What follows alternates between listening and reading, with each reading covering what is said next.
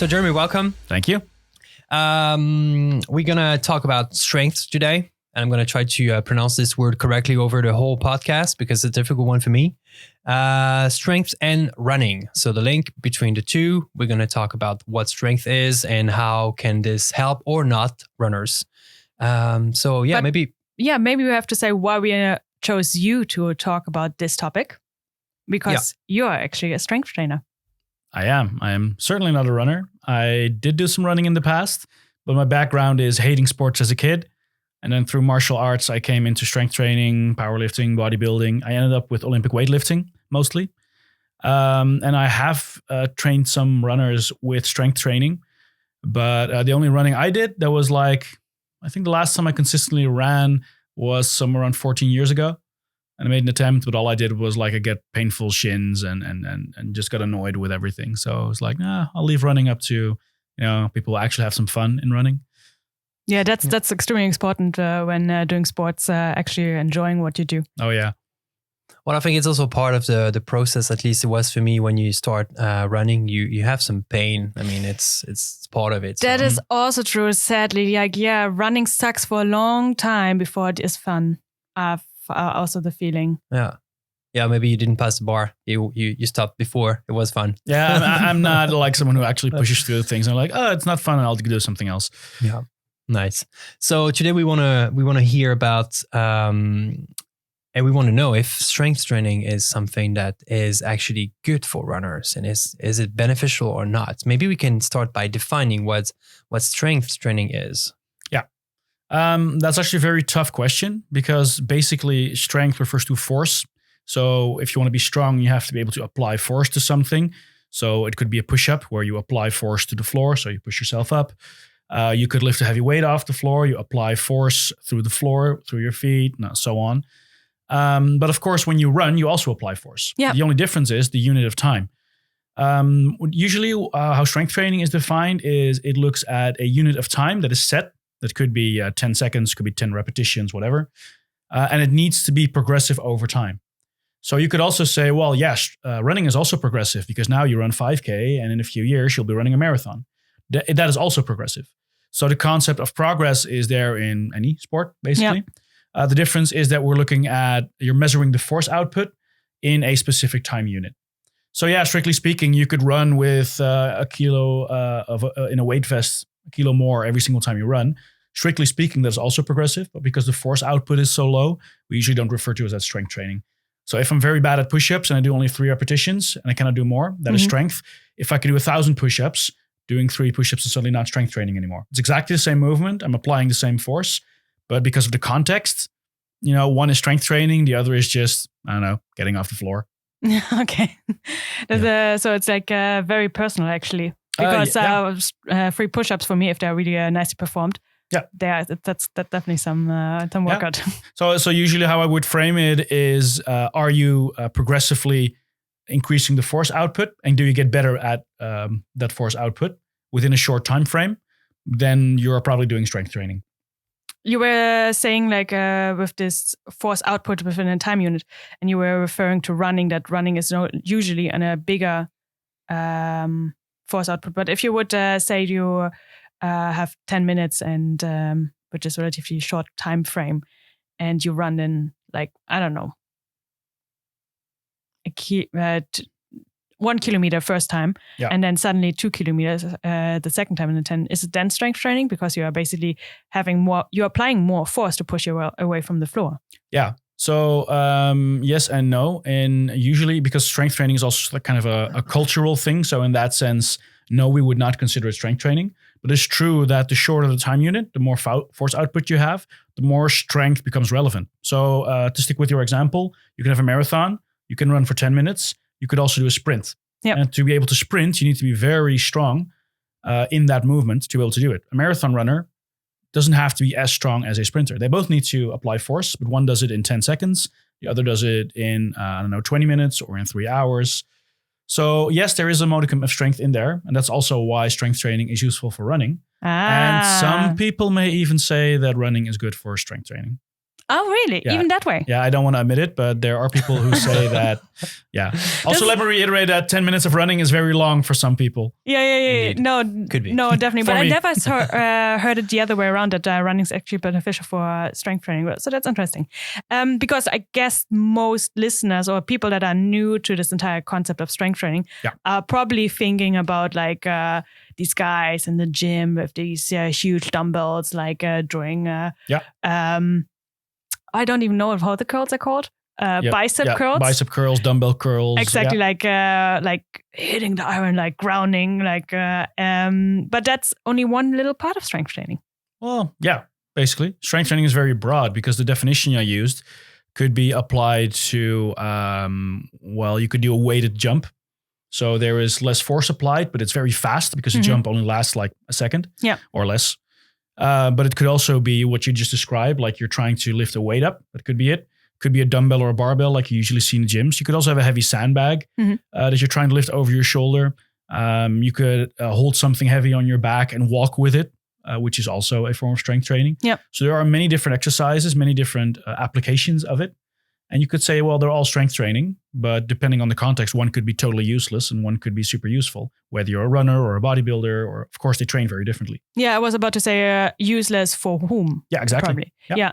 Yeah. Then what kind of a type of strength training do you think is the most useful for runners? Yeah, because you mentioned before Olympic weightlifting, maybe powerlifting as well, I don't know. Is this different kinds that runners can do? Or is there bodybuilding? a big difference between... Yeah, so let's super shortly dive into what they are. Bodybuilding refers to building muscle mass for the sake of building muscle mass in most cases. So you want to look better. I mean, if you want to bigger. Bigger. Yeah. So you want to run a marathon, you want to look good in your tank top, then obviously do some bodybuilding because it makes you look cooler when you run across the finish line. Sure, that's fine. But is having big shoulders going to help you with actually running faster in your marathon? Well, probably not. Then you have powerlifting, which refers to strength training in general. So the most famous exercises and the most important ones there are squat, bench press, deadlift. And they are the exercises with a barbell where you lift a very heavy weight. And yes, they can actually add a lot for the runner. We'll go into that in a bit. Olympic weightlifting is where you have to move very explosively. So you have a heavy weight and you have to get it overhead in a very technical, explosive movement. That is awesome for sprinters. For long distance runners, it can have some carryover, but it's so hard to learn those movements and apply them properly in the long run that for most runners, I would say, well, it's a lot of effort. You're not going to get that much out of it. Maybe stick to the powerlifting movements. So if you want to keep it very black and white, the powerlifting movements, the big, blunt, simple movements, and some variations thereof are probably very useful for a lot of beginners, runners that want to get into strength training a bit. Yeah. Yeah, you said, let me repeat, it was bench press, deadlift, and what was the third one? The squat. The squat. They're the official powerlifting movements. Yeah, but I assume that deadlift and the squat is the most useful because... Because a bench press, basically what you do in a bench press, you're literally lying on your back and you're pressing a weight away. Yeah. That is very far removed from what you're doing when you're running or even when you're sprinting. So yeah, it may make you look cooler when you bench press a lot. But the squat and the deadlift directly help because they help you strengthen the hips, make your knees more resilient. They teach you to brace your core. So that means that your abs and lower back are going to get stronger, which is also useful to run efficiently. Which also brings us to why is strength training good for runners? Well, you have shorter ground contact. You have less movement around the lower back and the abs. So you run more efficiently. And supposedly, not everyone agrees to what extent, but to some extent, it will probably reduce risk of injury. So those are the concrete benefits mostly for strength training in general. For running in general. Plus, for some people, let's say you do something like trail running or you have to do uphill running. Yeah. You also need to be strong because you have to be able to go uphill as well. Yeah. And if you have a lot of meters to make in terms of height, then the stronger you are, the easier it gets to actually go uphill. Yeah. Yeah. Of course, that's less relevant if you have like a marathon on completely flat surface.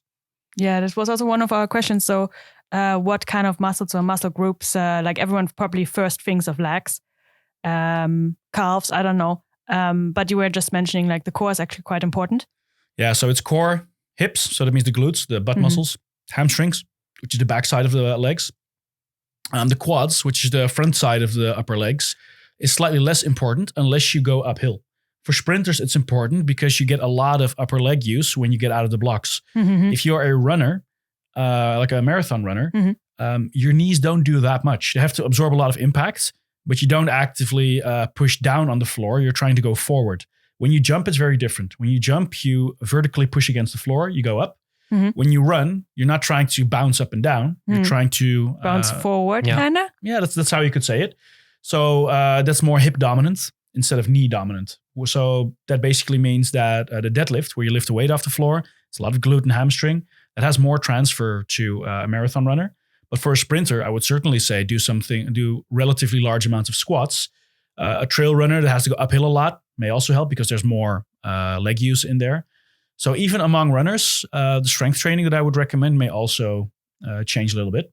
But if we're just looking at the general runner that we see outside most of the time, a little bit of squats just to keep the knees strong and healthy. And other than that, a lot of hinging, which means deadlifts and exercises like that are probably most beneficial and most efficient use of your time. Yeah.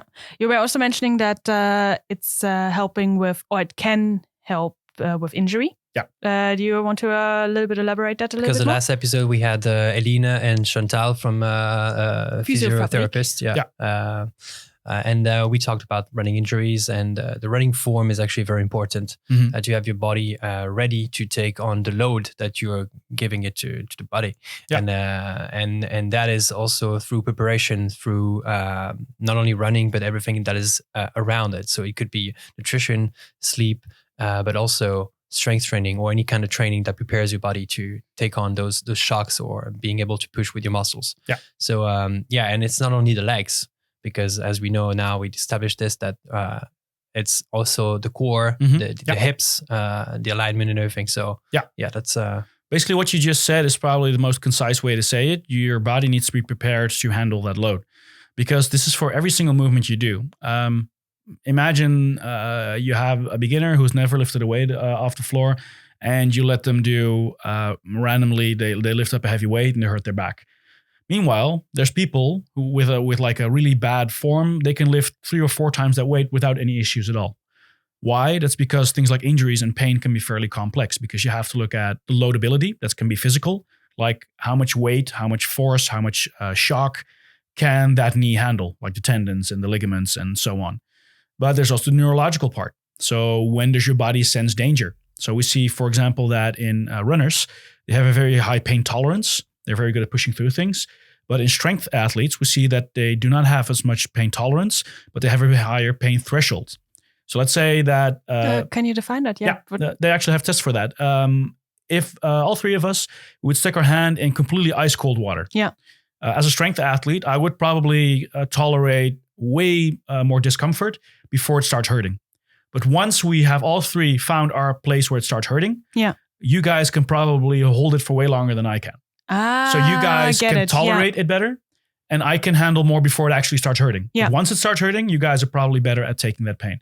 That's a very black and white way to put it, but the whole hand in ice cold water is one of the ways they test it. Yeah. Because if it's really cold, it is going to hurt.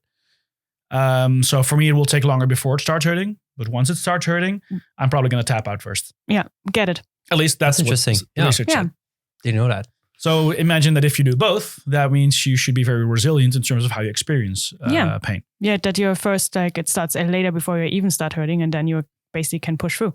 Exactly. And that's also part of the sport, because you have to know how to pace. You have to know when to speed up and when to slow down. When is the pain okay? When is the pain not okay? So when you say about you have to prepare your body for the load, that is 100% true. But there's a mental part.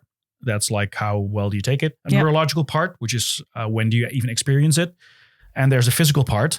How much can you handle before your tendons give out, or because they start tearing or whatever. So what you said was very concise, and strength training can add to all 3 of those aspects. Nice.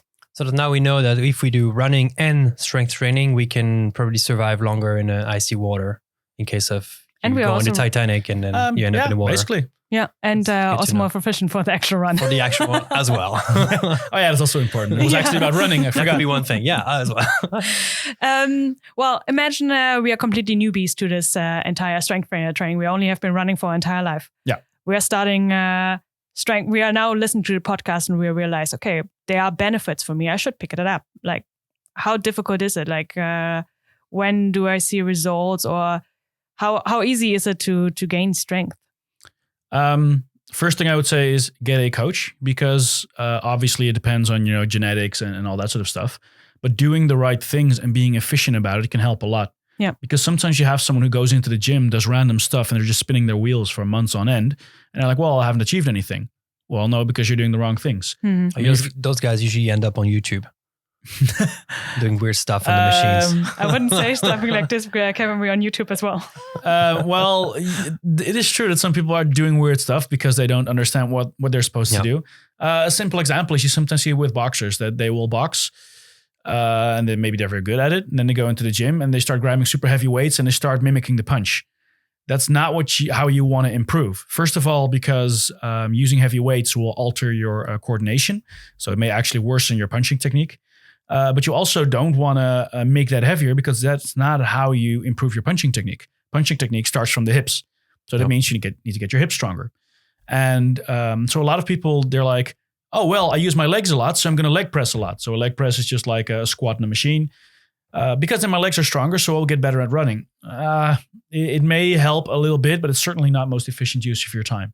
So how hard is it to get started? Well, just like running, you could just go into the gym and do it. You could just put on your shoes and go outside for a run. Yeah. But if you have a proper program, if you know how much to do and when, that certainly helps a lot. So how fast can you gain strength? It depends on a lot of people, but I have seen people starting with, I don't know how to lift a weight off the floor, to lifting 100 kilos off the floor. While this lady was, I don't know, I think she weighed like 80 kilos. She lifted more than 100 kilos in a year's time, even though she was not a strength athlete. She did CrossFit, she did strength on the side, but simply by consistently following a solid program and working hard, she built that up. But I've also seen people get stronger faster than that. I've seen people get stronger slower than that. There's a whole bunch of factors in there. But any beginner without any issues with injuries who does a proper program and works hard enough can see very consistent progress at the start. Yeah. And so I would always recommend for anyone, runners, martial artists, whatever, grab the low-hanging fruit, because it costs you so little effort in terms of time and money to build a base of strength. And that the low-hanging fruit already has an impact on your running performance or your martial arts performance. On top of that, you could always say, well, I'm going to do all these complicated things 3 times a week, whatever. Most people don't even need to do that. Yeah. You were, sorry, Kevin, if I interrupted Go ahead. you. You were saying like she built quite a decent strength by just consistently putting time in. And you then also later said, if you want to get the low-hanging fruit, you can do it very efficiently. Because what is consistently, like once a week, twice a week? Do you actually have, or can we not put a number on it because it really depends? Well, obviously the last answer is the best answer, but consistently does not refer to how often, it refers to how consistent you are. So it is better to do once a week and be very consistent about it than training 2 times a week for a month and then just letting everything go and not training for 3 months. Mm-hmm. So I'm not too worried about the exact number of training sessions. For a lot of people, once a week is fine. Mm-hmm. And of course, the more advanced you get, the more often you have to train. But for a lot of runners who just want to do some sport-specific strength training, once a week for a beginner is certainly fine. 45 minutes, you could be done. If you want to do the absolute minimum for some base strength, I would say learn a Romanian deadlift, which is it's a variation of picking a weight off the floor, basically. Learn that, start light, fix your technique, add a kilo every week, because that would literally give you 50 kilos per year. That would literally take you half an hour of your week to do that. Now, of course, if you want to do it right, you're probably going to do some extra exercises. Yeah. But if you want to do the absolute minimum, just that could already make you stronger.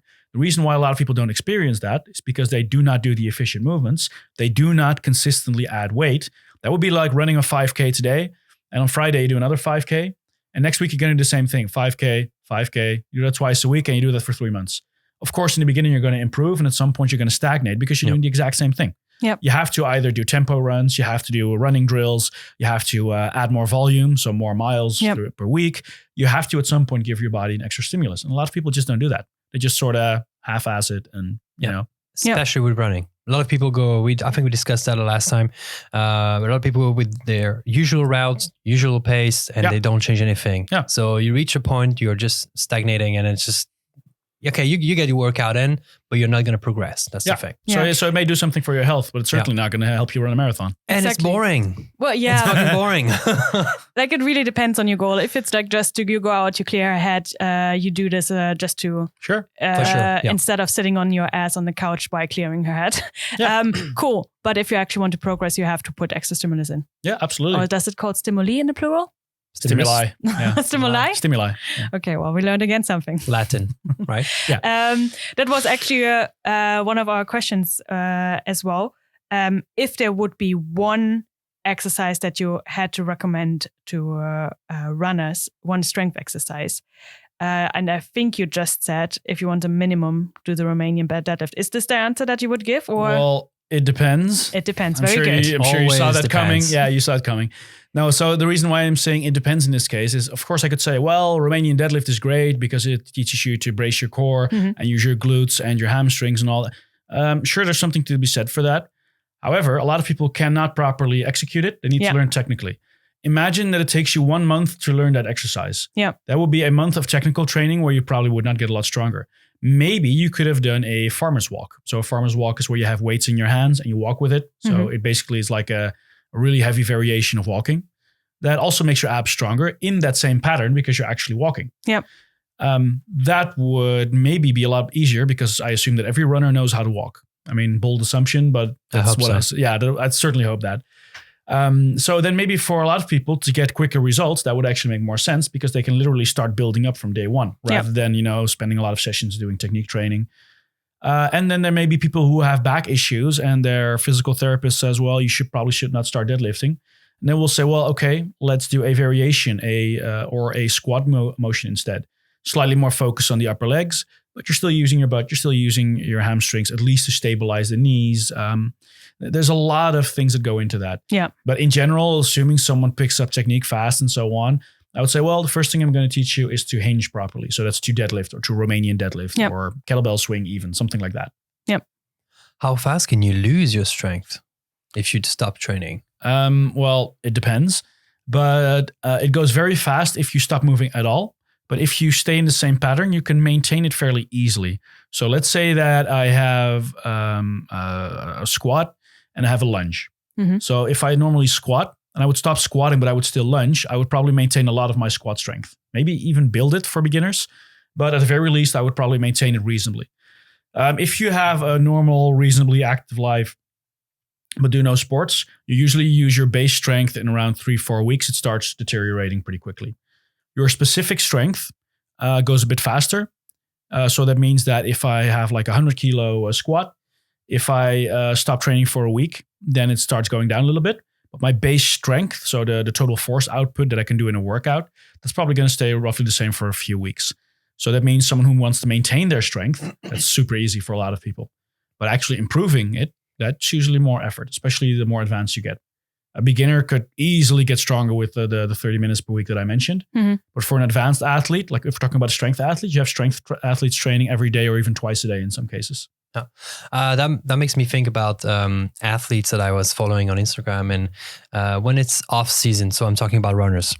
When it's off season, they do a lot of gym workouts, strength and whatever. So, and less running because obviously it's not the time to training and they don't have the coach or whatever. So my question is, when they prepare their next season, I guess, or try to keep their strength during the off season, then is it something that you need to go on with when it's the season is on again to keep this what you built before with a minimum of amount of training, or you really have to keep on putting the same amount of effort afterwards? What is your point of that on view of that? It depends. It depends. So let us assume that for this specific athlete, we're talking about a runner. Let's say it's a marathon runner, for example, or a 20K runner, whatever. So before your event, your competition or whatever, you need to do specifically what your sport requires of you. So you need to run to be a good marathon runner, obviously. The further you get away from your competition or your event, the more you can deviate from that. So let's say that this runner wants to be strong, but also very fit in terms of conditioning and also wants to look good and so on. The further you are away from your event, the more weird stuff you do. You do some bodybuilding work if you want to. You do your general strength training. You want to do, I don't know, maybe you do some CrossFit on the side. Maybe you have some other sports. You play soccer with your friends, whatever. That's what you mostly do away from competition. The closer you get to your event, the more energy you need to put in your sport. So for a marathon, at some point, you're doing dozens of miles per week. You don't have the physical and probably mental capacity to do all the other stuff on the side. So the more you start running, when the miles go up, then you start leaving out more of the other stuff. It doesn't mean you completely stop doing it. You just emphasize or de-emphasize something. So let's say that off season, you're emphasizing, your CrossFit, your bodybuilding, your strength training, so on. And the more you get towards your event, the more you start de-emphasizing those things. So your strength training may go from 3 times a week back to once a week. Yep. You're still doing it, or even once every 2 weeks. And you're putting in lots and lots of miles on the road just to be able to do your marathon prep. There is a different point of view. And that's refers to concurrent training. And concurrent training specifically tries to do strength and conditioning at the same time. Mm-hmm. So that could be a runner who also does Olympic weightlifting. So Olympic weightlifting is very strong, explosive, fast, more like sprinting. And then the opposite end, you have marathon running, and then you want to combine the two. Yeah. There are some people that say you can do both at the same time. And you can do some them at the same time. It's just very hard to program, because you don't want to get slow, and marathon running makes you relatively slow compared to sprinting, for example. That's why sprinters usually don't do marathons. But on the other hand, being very good at sprinting does not directly transfer over to marathons. Yep. So you have to be smart about how you plan that in your week. And for anyone beyond the beginner stage, that can be pretty complicated. But what the hybrid athlete does, there's this guy from Complete Human Performance. That's the name of the company. Alex Viada is the owner. And he specializes in this. So what he wants is that someone is able to do like a powerlifting competition and a marathon within 2 weeks of each other. So what he does is he trains all those things in 1 week. So what I just said, like that's like the classics thing. Off season, you do this and you de-emphasize all the weird stuff and you focus on your event. He says, no, you just do everything at the same time. Progress is slower that way because you're trying to do everything at the same time. But because there's so much variation, you don't even need that many deload and rest weeks, because, one half of the week you're focusing on conditioning, other half of the week you're focusing on more intense stuff like strength training or whatever. And altogether, you can go for a very long time, slowly, emphasis slowly, but progressing consistently, so that at some point you can say, well, I'm going to do my powerlifting competition today, and in 2 weeks from now, I'm going to run a marathon. And Alex Viada, the guy who's behind it, I think he had like a 4:15 or 4:16 mile, together with a 300 plus kilo deadlift. I'm not exactly sure what the numbers were. It was something like that. And I met the guy in real life, and the guy he's huge.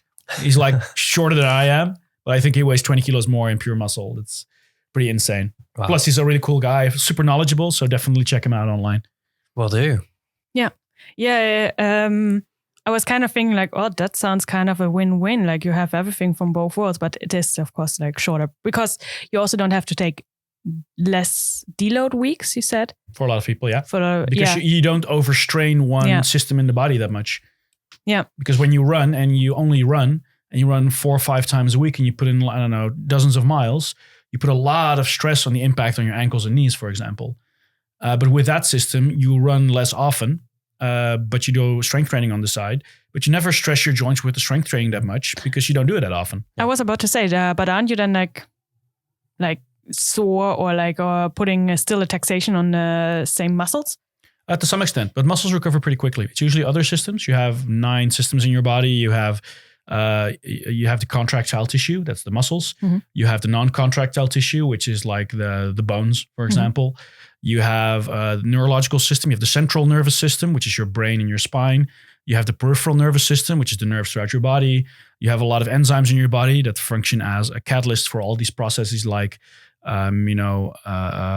converting fat into energy in your body, all that sort of stuff.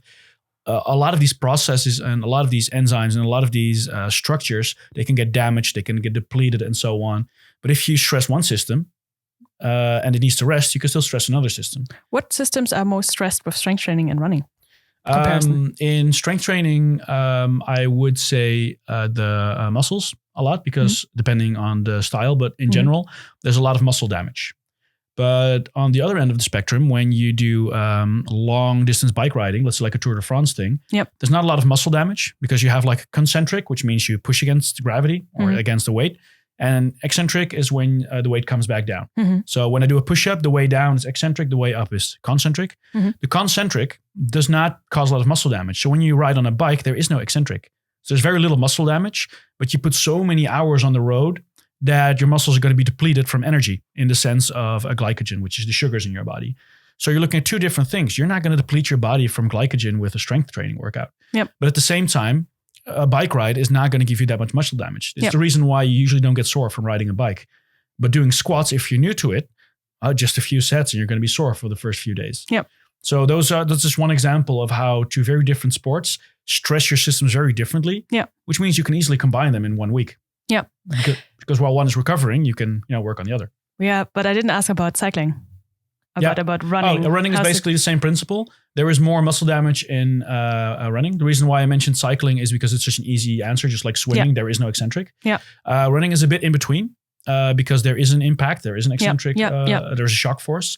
But the range of motion is so small, there's still not that much muscle damage. More than in swimming or cycling, which is what I usually recommend as active recovery. But it's still not even close to what you do in a squat or a deadlift. So when I say, hey, go do some active recovery, do some low impact stuff for your health, you could run, but it has a bunch of benefits. Running is also good for brain function and so on. That's something you don't see in cycling, for example.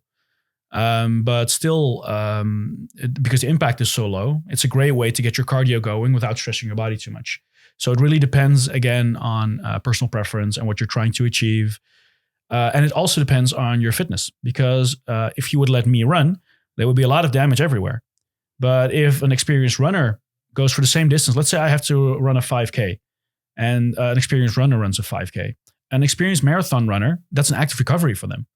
For me, that's like all out battle against my own mental limitations and whatever, just to, be able to finish the 5K. So the stress is also very different there. So also that depends on how experienced are you. Yeah, many factors.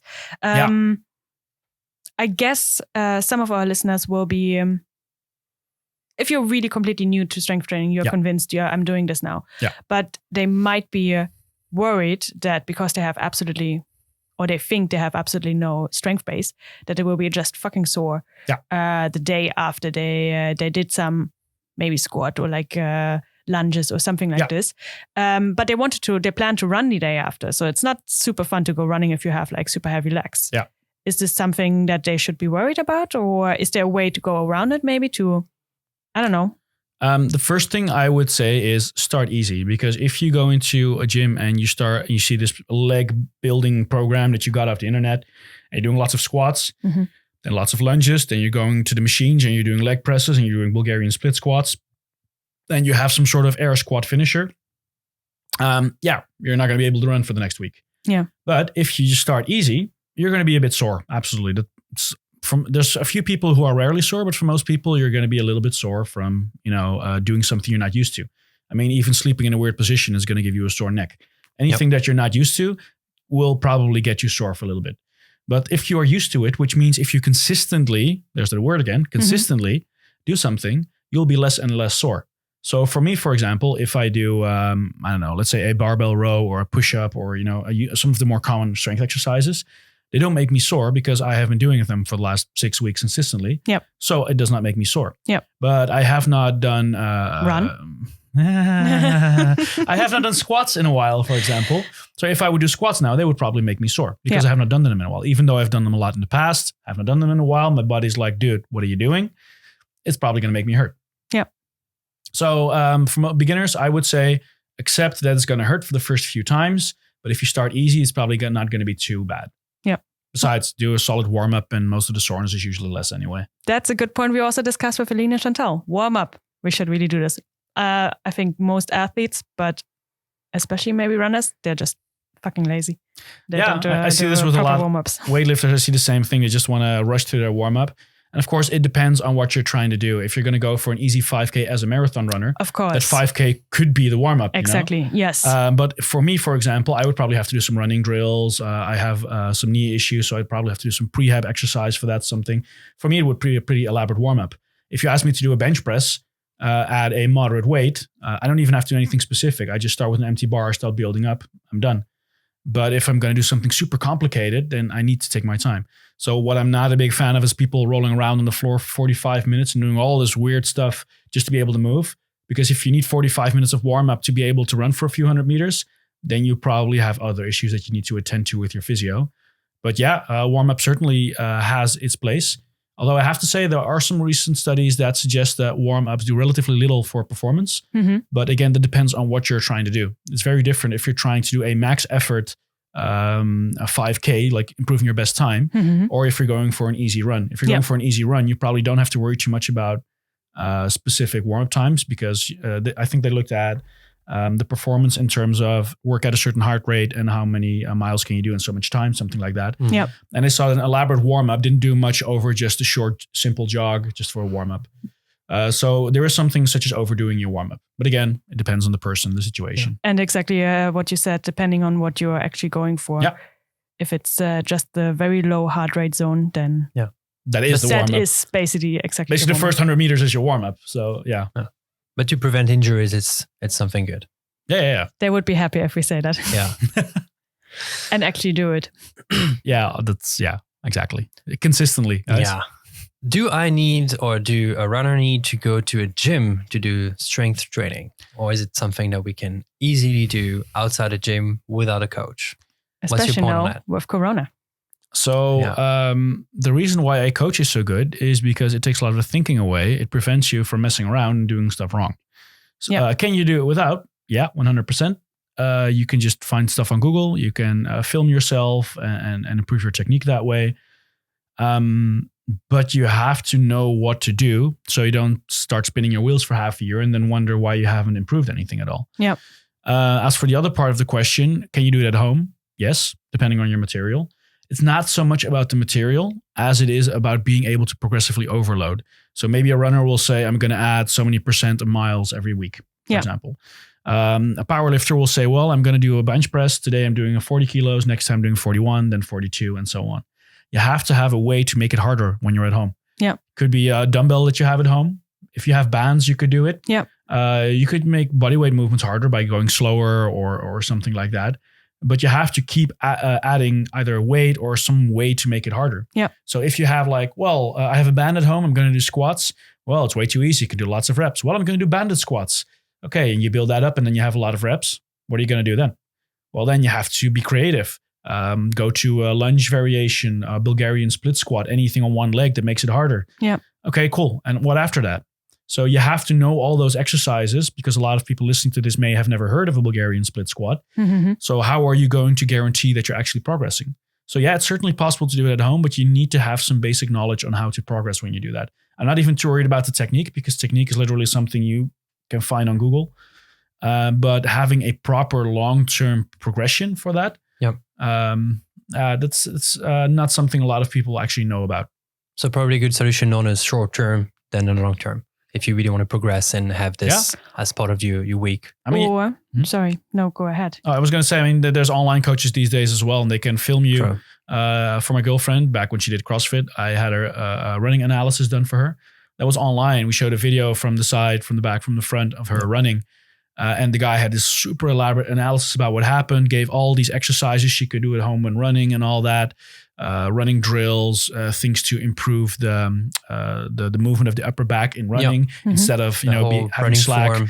Exactly, all those things. Plus that whole analysis, which was awesome. So that works. That's also an option. But nothing beats a coach just being there and on the spot saying, "Do this, do that."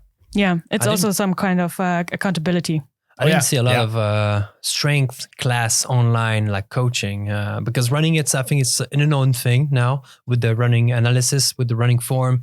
It's quite easy to do through the web. Yeah. But I guess strength is maybe more complex. Are we not in the scene? I think it's more that you guys are not in the scene because there's actually a lot of people doing it. The only big difference is if you have a very singular goal like running, there's a very big chance that a coach will want to do a running analysis. He wants to see you run. He wants to give you critique on that. Starts with that, Yeah, but if you're a powerlifter, he wants to see your squat, your bench, your deadlift. He wants to see your paused bench press. He wants to see a deadlift variation. He wants to see the one-legged squat variation. There's a lot more to analyze. So in that sense, it's a bit more time intensive, I guess. But other than that, there's just tons of people doing it. I do it myself. I mostly emphasize weightlifting, but I have 2 people who do more bodybuilding, powerlifting stuff. And it works fine. I try to invite them over once in a while to train, but they mostly train by themselves. And it works. They just send me videos through WhatsApp and I give them feedback on that. So yeah, it happens a lot in weightlifting as well. But I know that a friend of mine who has his own company who does a lot of powerlifters and bodybuilders, that's mostly online and that works great. Oh yeah, awesome. Yeah. I guess then it's also a preference and a question of motivation as well. Because for a lot of people, me included, if I don't go to the gym, I'm not going to be very much motivated to work by myself at home or outside. Yeah. Having a coach, even an online coach can already help because of the accountability thing that we've mentioned before. That certainly helps. But you certainly need certain qualities as an online athlete. You need to have a certain amount of independence. You need to have a certain amount of coachability. I mean, some athletes are notorious for, doing things they shouldn't be doing. Oh, I feel like doing this today. And you're going off program. Sometimes it's not that bad, but sometimes you can mess up a whole program that way. Yeah. I've had it happen with an athlete of mine in the past. And basically he had to deadlift twice a week. So 1 light and 1 heavy. And on that light day, he was like, oh, it went so well, I went heavy. And then on the other day, he was so tired, he couldn't do his heavy deadlifts anymore. And suddenly this whole week was like flipped upside down. Yep. Worst thing was I only heard about this the week after. So I couldn't correct him either. Too late. Yeah. And that's the bad thing about online coaching. And he did not have that, how would you say it? He did not have that independence of following a program strictly. And it really depends on the person. Some people are just not made to be online coached. They just need someone beside them telling them what to do. Yeah. Yeah, cool. Any drawbacks for a runner? Anything that you could say in comparison to strength training? Yeah. When is it too much? Because you mentioned low-hanging fruits. Yeah. When does it not become low-hanging anymore? The term low-hanging fruit basically refers to how much can you achieve with minimal effort. Yeah. Once that effort starts exceeding what you're willing to put in or able to put in, so it could be physical because, of course, strength training is also more volume on your body. At some point, it's going to hurt you. So, of course, if it causes injuries, but that's very obvious. Aside from that, it's usually more a matter of time, energy, fun, money, stuff like that. So when is it too much? If it, 2 things. One, if it detracts from your fun in training in general. Some people do strength training as a necessary evil. Or when it starts detracting from your main sport. So let's say that you do strength training so much that you cannot properly do your marathon prep. Like I said, marathon prep is usually very high volume. And if at any point there, you're like, well, I have to do Bulgarian split squats and my other squats and my lunges, whatever. And that means your legs are so tired that you cannot make your 22-kilometer run that day. Yeah, obviously, then strength training is actually messing with your marathon prep. Yeah. So once it starts hampering your your main sport, basically, or when it starts detracting from your fun, effort you're willing to put in, money, time, energy, stuff like that, then it is too much. But other than that, there is no such thing as being too strong or whatever. That's what I actually thought. That it's also a lot that you hear with women, that they don't want to do strength training because they don't want to become bulky. Mm-hmm. And if you're really for the long endurance running, you try to be relatively light, you try to be efficient, and muscles are heavy. So, well, it depends on how much you have, and depending on the way you train and the way you eat and sleep and so on, you're not going to build that much muscle. That's what I wanted to hear. Yeah, and then there is, I mean, if you look at people who are actually trying to build muscle, they have to put in a lot of effort to significantly build some muscle mass. That's not counting the fact that a lot of people gravitate towards what they're already good at. Mm-hmm. So if you have short legs like me, you're more likely to gravitate towards strength training because you're built to squat, basically. Mm-hmm. If you're tall and you have long legs, you are built to run or row. So there's a bigger chance that you will end up running because squatting is going to be very hard for you. People tend to gravitate towards what fits them. Yeah. Mm-hmm. And those people are usually not that good at building muscle because people with longer legs tend to have like skinnier ankles and so on. That's some genetic factors or genetic signs that people will build muscle mass less quickly. Then there is, of course, the way you train and the way you eat, which also impacts how much muscle you build. And then there is the fact that I usually make the comparison with the car. Putting a bigger engine in the car does not necessarily make the car slower, but it only makes the car slower if the engine is not efficient or not working properly. Mm-hmm. So if you have 1 kilo of extra muscle mass, but it makes you so much stronger, more resilient, faster, more efficient, and so on, then it's just going to improve your running, even if you're a kilo heavier. Mhm. But if you become 5 kilos heavier in muscle mass and it only improves your running a little bit, Mhm. yeah, then it's super inefficient. Yeah. But honestly, I've never heard of anyone who did sport-specific strength training get slower from it.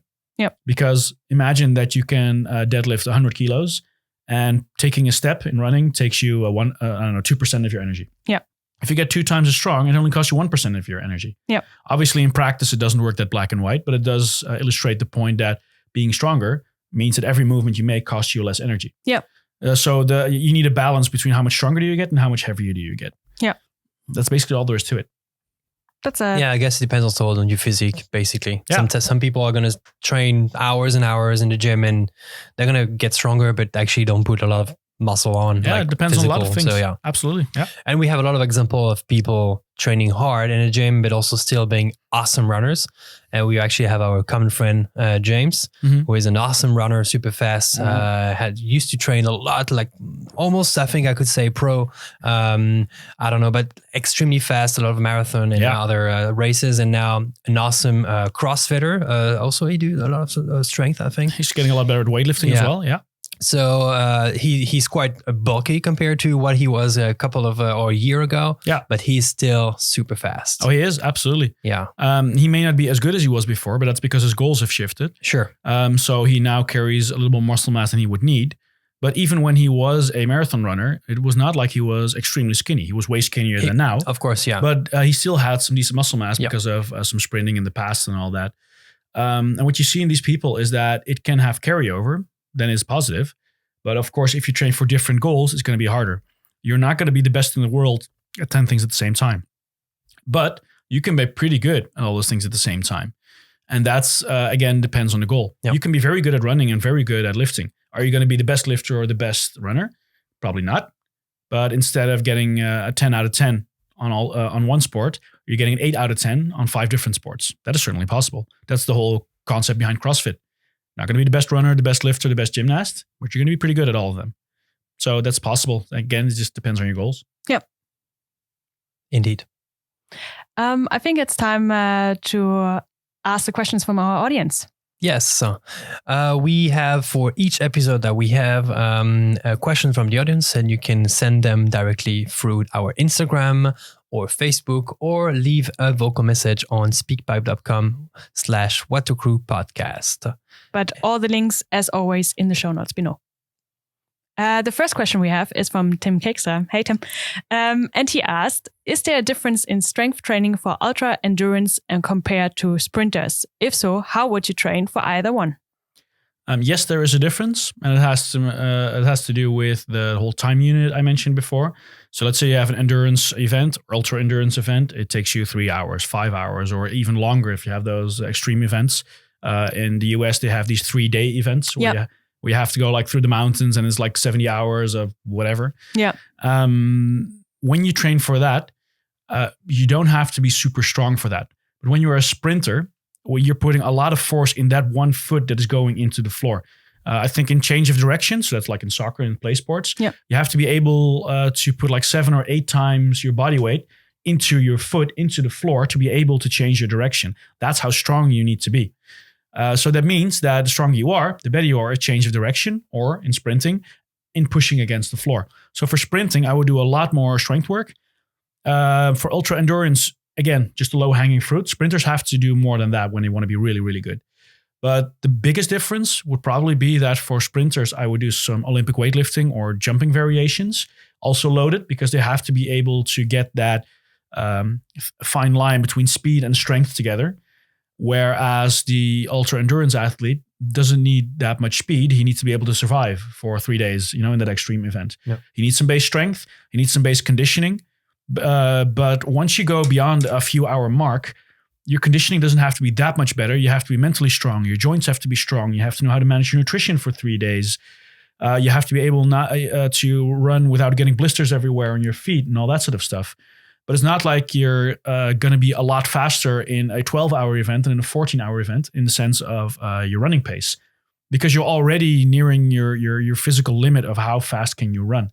So the focus becomes very different there. I would still have them do the low-hanging fruit for more resilient joints, Yep. But other than that, I see very little reason to teach someone to do the super complicated snatch, clean, whatever's for a ultra endurance athlete. Yeah. You were mentioning this also in the beginning that for sprinters, Olympic weightlifting is something advisable because it has the combination of strength and speed. Yeah. Now, since we are training with you also at Unscared, we know that Olympic weightlifting means like this, the snatch and then clean and jerk. I'm quite surprised that this translates to running because it's like a quick movement overhead, but it's like from my feeling like that upper body, like arm movement, how can this help me be speedy with my legs? So for those that don't know how a snatch or a clean works, basically there is a weight on the floor that needs to go onto your shoulders or overhead. The thing is, when you look on the outside, it kind of looks like someone stands up and then pulls the weight up to wherever. But it's actually the legs explosively throwing the weight into the air, and the arms are guiding the bar to wherever you want it. So imagine an exercise like a snatch pull or a clean pull, which is where you just stand up really quickly, but you don't get it overhead. That would also be a great exercise, a lot easier. And you basically get all the lower body work without the upper body work. The reason why some people still opt for snatches and cleans is because you learn how to handle impact from the barbell. You have a lot of co-contraction around a lot of joints, which means that you learn to stabilize joints really fast. So there's a bunch of benefits in there. But short versions of those movements are probably better for a lot of people because they can learn it quickly. And you could always build up to a full movements. But those partial movements, as we call them, they're great for sprinting because basically what you're doing is extending your knees and hips really fast. What are you doing in sprinting? You're extending your knees and hips really fast while the core and back are under tension. So what is really important with sport-specific strength training is don't look at how specific is the movement. Look at how specific is the adaptation. So a snatch or a clean will make you faster or more explosive. That is the adaptation you want for a sprinter. It doesn't look like a sprint, obviously. Yeah. If I'm doing a deadlift, it doesn't look like I'm running. Yep. But the adaptation is that my core and my hips get stronger. So don't look at the exercise, whether it looks like your main sport. Yeah. Like I said, you don't have to box with heavy dumbbells in your hands. Yeah. But you want to look at the adaptation that you're looking for. And that's a very different way of thinking. Yeah. If you have that way of thinking, that explains your question. Yeah. Because it was a very good question. I'm doing all this weird stuff overhead. How does it help with running? Yeah. Well, the adaptation is that your hips and legs get explosive. Yeah. It's actually when you explained it, I was like, oh, shit, I did never really pay good attention apparently in your class. Because you should come to class more often. The movement comes from the legs and the hips. I should have known. It's been a while, right? All right. We have a second question from Kenneth Blatt. Says, hey, Jeremy, knowing you as an all-round athlete that you are, what's your favorite running distance? And then he follow up with, just kidding, wondering though, what's your max distance ever? We're talking about running. Obviously, my favorite running distance is the shortest one possible. So that would be, I don't know, what distance do some sprinters do? It's like 20, 30 meters, just practice start. I thought like, what's the distance from my couch to the fridge or something like that. No, I definitely won't run that. No, I know that for sprinting, sometimes you practice starting position and the start of the sprint. So you only have like 20, 30, 40 meter sprint, stuff like that. That would be my favorite probably because that's probably the only thing I would be reasonably good at. My max distance ever, I'm not sure, but back when I did running, I think the longest I've ever done was like maybe 3 or 4 kilometers at most. I don't think I've ever run for more than 15, 20 minutes or something like that. Yeah. And probably not at a very high pace either. And probably no chance that you do this anytime soon to improve. You said. Maybe if I actually contacted a hybrid athlete coach last year to help me with my running form because I had so many shin issues. It wasn't shin splint. It was a bad shin pump that I got. I thought it was compartment syndrome, which is where there's a lot of blood flow to your shins. But it probably has to do with my running form because I stomp really hard when I run. So I asked him for it, but then the lockdown happened right when we were supposed to get started. So I actually was near the end of last year, I considered like, okay, I want to at least be able to run 2 or 3 kilometers at a low pace. Because even when I walk fast, I get pain in my shins. Okay, yeah. That's how bad it is. Yeah, you were saying like, it's probably because you have bad running form, where I was like, okay, so you know about your running form. Are you running right now? But like you say, even with quick walking, you get it already. Yeah, just fast walking. I've had a lot in the past, just fast walking to the bus or whatever. Yeah. I would get a shin pump and that would recede a bit, but it could usually last for an hour or even several days if I would keep walking on it.